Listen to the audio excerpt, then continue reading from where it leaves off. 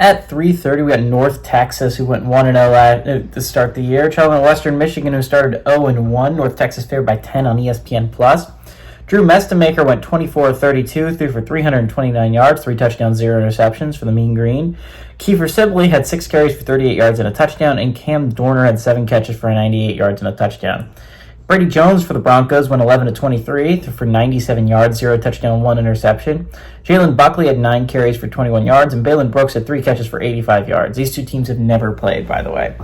North Texas is sitting in an interesting position where they play in the American, right? And they're kind of like the dark horse in the American. I think a lot of people are paying attention to the top two. I think USF and Tulane are by far at what the teams everyone are paying attention to.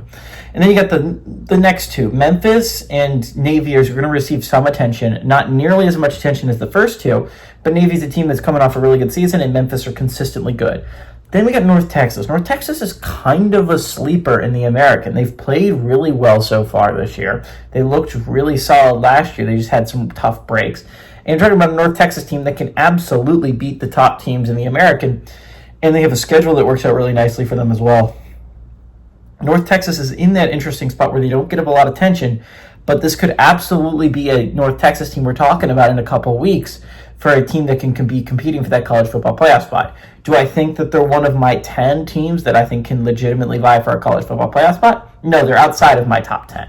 My top 10 has 4 ACC teams, and it's the top 4. I have 2 from the Sun Belt, which is Texas State and James Madison. You got 2 from the Conference USA, which is Liberty in Western Kentucky, and then I think you have 2 in the Mountain West in UNLV and Air Force. North Texas is just outside of that, but I think North Texas is absolutely a team that can be sneaky good and go right under the radar, which is really good for this draw because Western Michigan is not a great football team. You're talking about a Western Michigan team that just got their asses kicked on live television by Michigan State. And Michigan State is not a team that is going to be competing at the top of the Big Ten. This is a Michigan State team that likely will not be even making a bowl game this year. So if you're talking about it from that regard, Western Michigan just got their asses kicked by a college football team that is not going to be very good this year, a Power 4 team that is not going to be great. You're talking about a North Texas team that I think could be really, really good this year if Mestemaker makes those next steps in his progression as a quarterback. This could be a really, really dangerous offense. The run game's got to get better. 38 yards for your leading rusher is not good enough by Sibley. Sibley's got to be better on the ground. But I think there's a lot of good pieces here for this North Texas team, and I think the Mean Green are going to go on the road and not only beat Western Michigan pretty handily. Give me the Mean Green to win and cover on the road.